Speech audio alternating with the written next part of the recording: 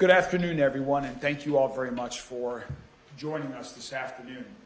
I just left the Clark Memorial Bridge, which, as you know, connects Louisville with southern Indiana over the Ohio River, where yesterday a four-vehicle accident occurred just after 12 noon. As the world has now seen, this accident resulted in a semi-truck dangling over the Ohio River. And just 40 minutes after the accident took place, a heroic rescue made by the Louisville Division of Fire to rescue the driver. Firefighter Bryce Carden was lowered from a ladder truck to the driver's side of the rig to reach the driver. And thanks to firefighter Carden's efforts to rescue to the Louisville Division of Fire, the driver was saved. I want to give a special thanks again to all of the firefighters who were on scene yesterday, everyone from EMS, from LMPD, to the 911 call dispatchers, to all first responders who played a role in this heroic rescue and addressing the needs of that accident. Earlier today, I also had an opportunity to speak with the driver who was rescued. She is incredibly brave. She is incredibly fortunate. We had the opportunity to share some prayers together, to share experiences about what it's like to have experienced a near-death experience. She is a very fortunate person. She is well aware of that, and I extended our thoughts and prayers to her as she continues to recover from this traumatic experience that she was so fortunate to have been rescued from.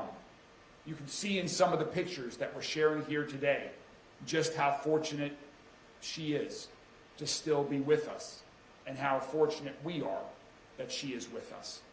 I'm not releasing her name at this time out of respect for her privacy, but we are very fortunate that we are where we are. I want to give a quick overview of the incident that occurred that led to the accident. I spoke with LMPD Chief Jacqueline Gwynn Villarroel earlier today, who gave me the preliminary investigation results that LMPD has conducted. According to witnesses, a vehicle was traveling south on the Clark Memorial Bridge when it struck a stalled vehicle that was in the right lane of the southbound vehicles. After impact, the driver of that vehicle lost control and crossed into the northbound lane where that vehicle struck the semi-truck, which was traveling north. That impact caused the semi-truck to travel after impact and resulted in the semi-truck going through the guardrail and then ultimately hanging off the bridge, as everyone has now seen. The investigation is still ongoing. This information that I've just provided is preliminary information, but we wanted to share that as soon as we can. Please note that there are no cameras on the bridge, so we do not have video of the accident. Fortunately, as we just talked about, the driver of the semi-truck was heroically rescued. Unfortunately, the other driver has suffered serious injuries and is still being treated at U of L Hospital. We will not share any more details out of respect for the individual and their family, but we are conveying our thoughts, wishing them a speedy and full recovery. And also, we are so thankful once again for the healthcare heroes at U of L Hospital and everywhere else that are here in our city to help people when they are in need. Next update relates to the bridge.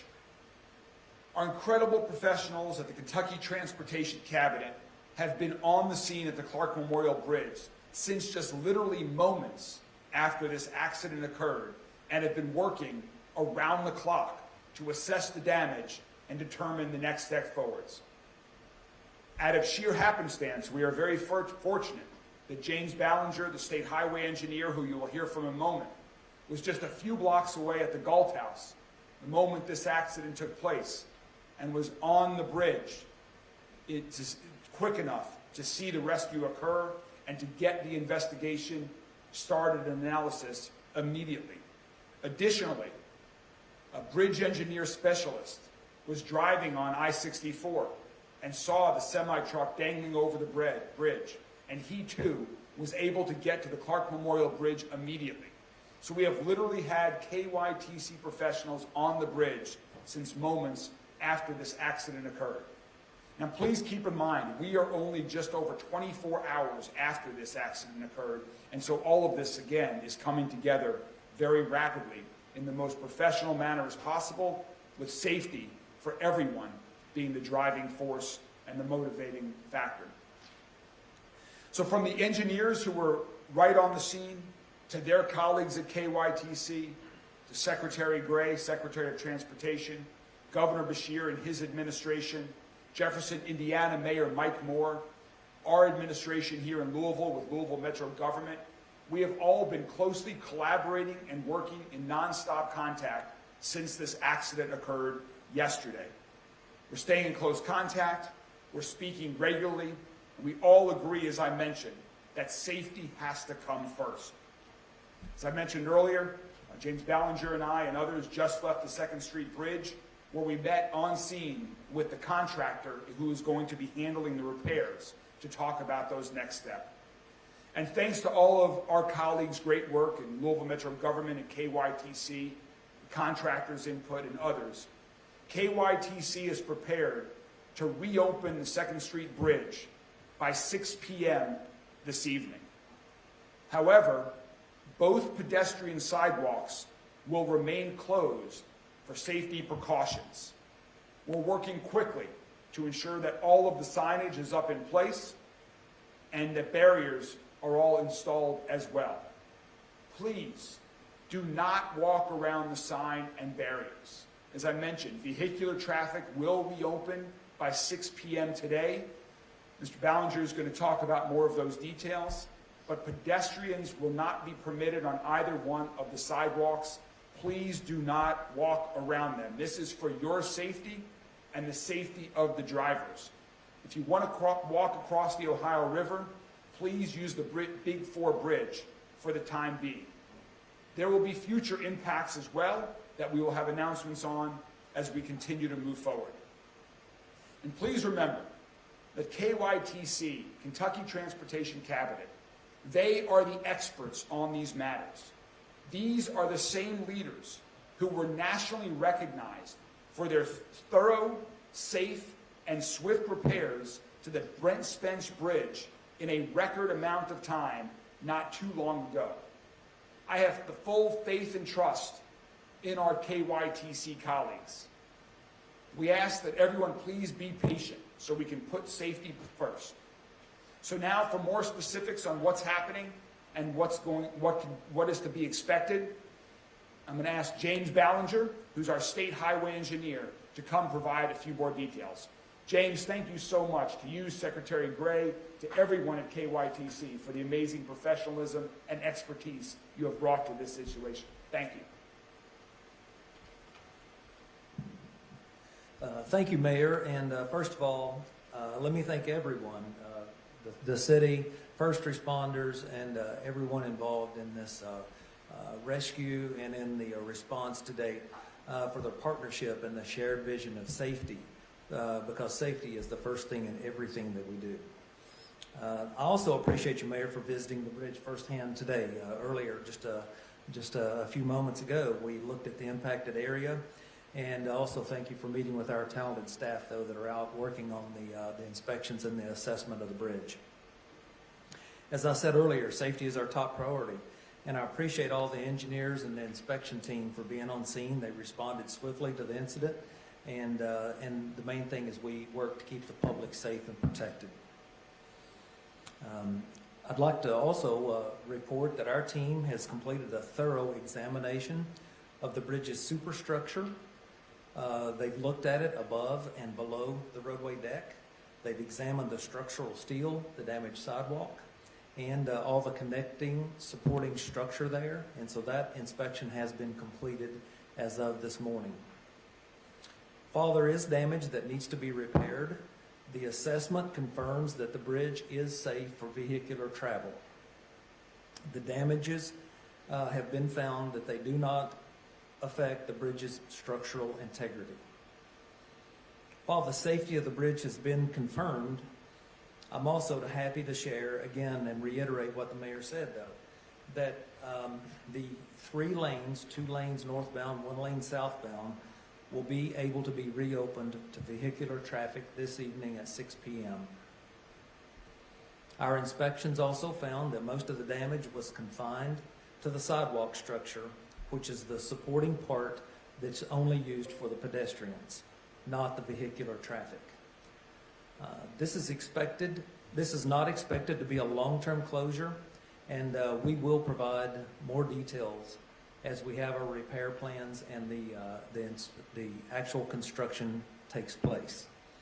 Again, I'd like to thank our inspection team, our engineers, cabinet leadership, all for the swift response to help keep the public safe and protected.